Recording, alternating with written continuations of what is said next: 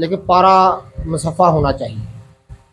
उसको मुसफ़ा करने की तरकीब मैं आपकी खिदमत में अर्ज़ कर दूँ कि बहुत सारे तरीके राइज हैं, लेकिन सबसे आसान तरीका जो है कि पारा नमक के साथ खर्ल किया जाए। नमक खुर्द नहीं, जो घर में सफ़ेद नमक खाया जाता है उसके साथ खर्ल किया जाए।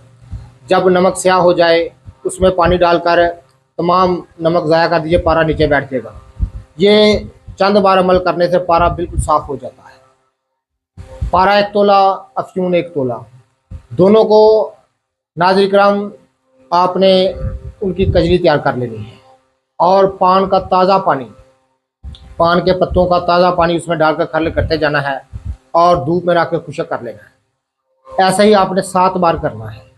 यानी जब धूप में खुश्क हो जाए दोबारा पानी डालकर पान के पत्ते का ताज़ा उसको फिर खर्ल करें एक पहर और फिर धूप में रख के खुश्क कर ले। इस बार 7 बार आपने तर